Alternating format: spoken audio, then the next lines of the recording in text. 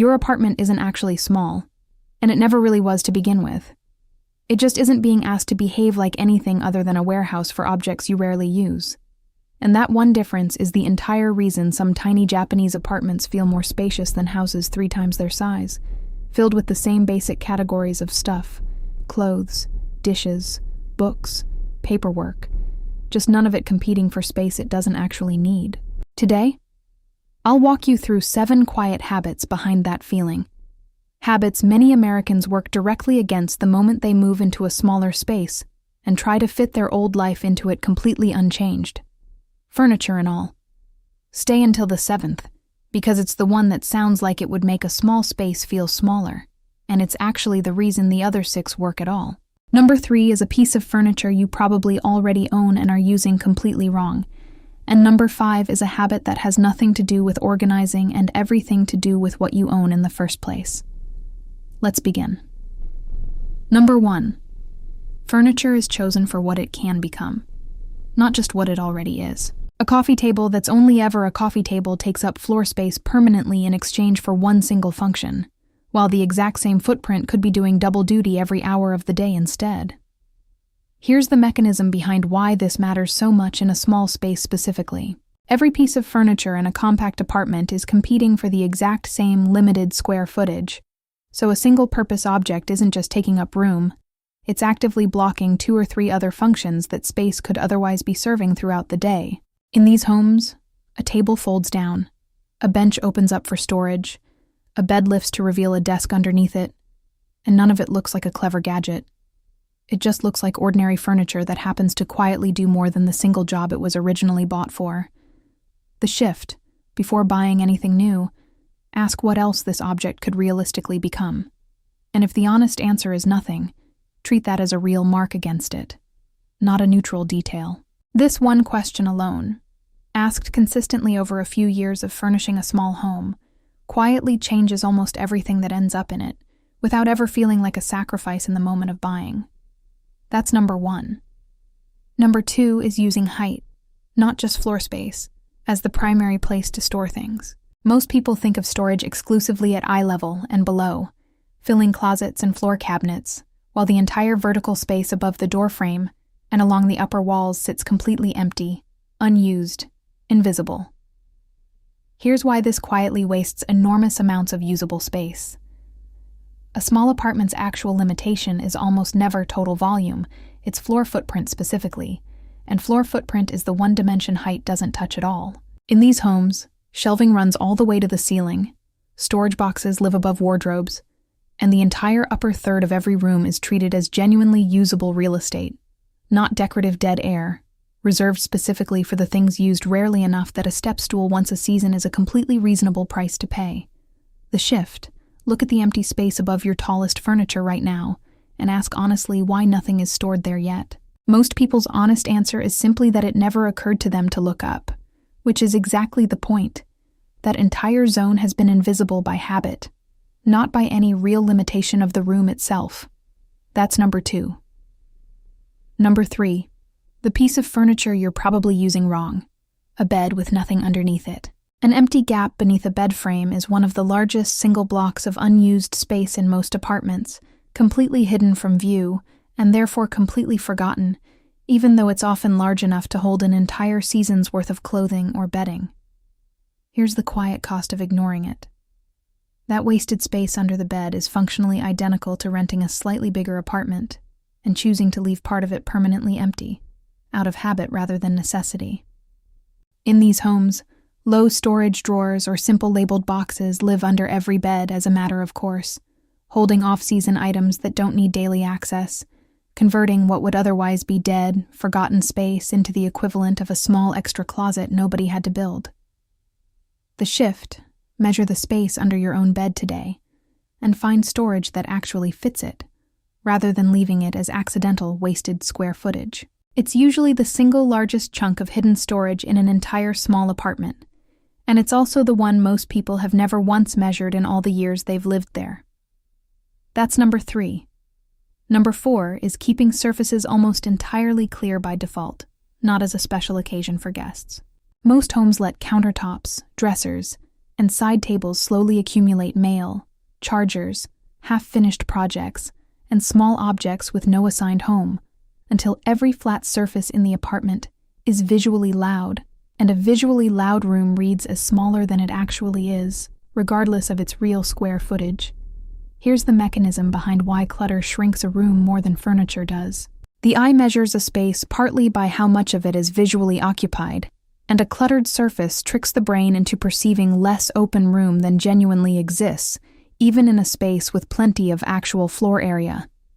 In these homes, surfaces are treated as work zones, used briefly and cleared immediately after, never allowed to become permanent storage for whatever landed there. The same way a cutting board gets wiped down the moment you're done rather than left out until the next meal. The shift. Pick one surface today and commit to keeping it completely empty by default, only occupied while actively being used. The difference this makes is almost entirely visual rather than functional, and yet visual is exactly what determines whether a room feels calm the instant you walk into it. That's number 4. Number 5 is owning fewer, better versions of things instead of many mediocre versions of the same category. A drawer with 8 mismatched mugs takes up the exact same space as a drawer with 3 mugs you actually enjoy using, but only one of those drawers feels calm every time it's opened, and only one of them is actually necessary. Here's why quantity quietly costs more than people expect in a small space. Every extra item in a shared category isn't adding real function, it's adding redundant storage demand for something already fully covered by what you already own. In these homes, there's a strong instinct toward curating one genuinely good version of a category, rather than accumulating several adequate ones, treating a drawer full of options as a cost to manage, rather than a convenience worth keeping around. The shift. Pick one category you own too many mediocre versions of, mugs, towels, tote bags, and reduce it down to the few you'd actually miss if the rest disappeared tomorrow. It rarely feels like a loss once it's done, mostly because the extras were never really being used in the first place, just quietly stored. That's number 5. Number 6 is treating every room as capable of serving more than one purpose, rather than assigning each room a single fixed identity. A bedroom that's only ever a bedroom. A living room that's only ever a living room. Forces every additional need. A workspace. A guest space. A hobby space. To compete for entirely new square footage that a small apartment simply doesn't have to offer. Here's the shift in thinking this requires. A room isn't a fixed identity. It's a container that can hold different functions at different times of day. A dining table that becomes a desk each morning. A living room corner that folds out into a guest bed once a month. In these homes, flexible, movable furniture makes this kind of role switching genuinely practical, rather than an exhausting chore. So the switch between roles takes a couple of minutes, not a full rearrangement of the entire room. The shift. Look at your most single-purpose room and ask what else it could reasonably hold at a different hour of the day. Once you start seeing rooms this way, most small apartments turn out to have far more usable square footage than their floor plan ever suggested on paper. That's number 6. And number 7, the one that sounds like it would shrink a small space further and actually opens it up the most, deliberately keeping some areas completely empty, on purpose, with nothing stored there at all. Here's the counterintuitive part. The instinct in a small apartment is to fill every available inch, since every inch feels precious and scarce. But a room with zero visual breathing room reads as cramped no matter how efficiently everything inside it is organized. In these homes, at least one small area, a corner, a stretch of wall, a section of floor, is intentionally left empty, treated as valuable precisely because it's doing nothing at all. The same way a pause in music matters just as much as the notes surrounding it. The shift. Choose one small area in your home and protect it from ever being used for storage, treating the emptiness itself as the actual function of that space.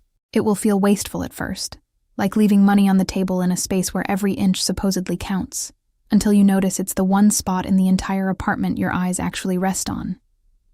That's number 7, and it's quietly the reason the other 6 habits feel spacious instead of just efficient. So here's everything in one breath. Choose furniture with more than one job. Use the height of the room, not just the floor. Reclaim the space under your bed. Keep surfaces clear by default. Own fewer, better versions of things. Let rooms serve more than one purpose. And leave at least one small area intentionally empty. Now, as promised, here's a quick test that tells you exactly where to start. Stand in your smallest room and look for the single largest flat surface currently covered in miscellaneous objects. That surface, cleared and kept clear, will do more for how that room feels than almost anything else on this entire list. More than a new shelf, more than a clever storage bin, more than any single purchase you could make this week. None of this requires a renovation, custom furniture, or a single dollar spent on anything labeled space saving. It requires 7 small shifts in how you use the space you already have, most of them changing nothing except what's allowed to sit where. Pick just one of these 7 to try this weekend, the one that felt most obviously true when you heard it, not the one that sounds most impressive. Clear one surface completely, measure the space under one bed, look up at the empty wall above your closet, or protect one small corner from ever being filled again. Add a second next weekend, and by the end of a month, most people find their apartment hasn't grown by a single square foot, and somehow feels entirely different to come home to anyway. You don't need a bigger apartment. You need one that's actually being asked to work as hard as it's capable of, instead of quietly being treated as too small before it ever got the chance to prove otherwise. Now I want to hear from you. Which of these 7 is your apartment missing the most right now, and which one do you already suspect will be the hardest to actually stick with? Tell me the number in the comments. And if this changed how you think about your own space, send it to whoever you know keeps saying they need to move somewhere bigger before they've actually tried any of this, starting with whichever number they'll swear doesn't apply to their place. We'll see you in the next one, and good luck with that first cleared surface.